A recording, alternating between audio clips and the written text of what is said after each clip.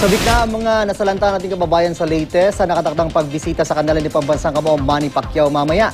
At kabilang sa mga nag-aabang ang ilan sa kanyang mga kaanak doon. May ulat on the spot si Victoria Tulad. Victoria?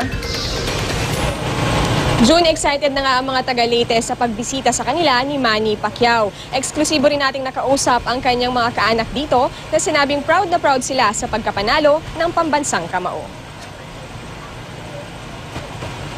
Walang pagsidla ng kaligayahan ng mga kaanak ni Manny Pacquiao sa Leyte sa kanyang pagkapanalo laban kay Brandon Rios noong nakaraang linggo. Pamangkin ng 82 taong gulang na si Pascuala da Pedran ang nanay ni Manny na si Mommy Jonisha. Bagaman walang kuryente, sinubaybayan daw nila ang laban ni Manny sa radyo. Natuwa siya na nanalo si Manny. Lalong-lalo na daw kasi nagdasal daw siya para kay Manny. Proud na proud. Dahil sa super typhoon, natanggal ang bubong sa bahay ng mga kaanak ni Manny. Nasira rin ang covered court sa kanilang barangay. Pansamantala namang nagsara ang kanilang negosyo. Sa kabila nito, nagagawa pa rin nilang magsaya dahil kay Manny. Nakatataba raw kasi ng puso na ang kanilang kaanak, hindi lang kampiyon sa boxing, kundi inspirasyon sa buong mundo. Bagaman abala si Manny, sana raw ay madalaw sila ng kampiyon. Congratulations, Manny! Mahal ka namin!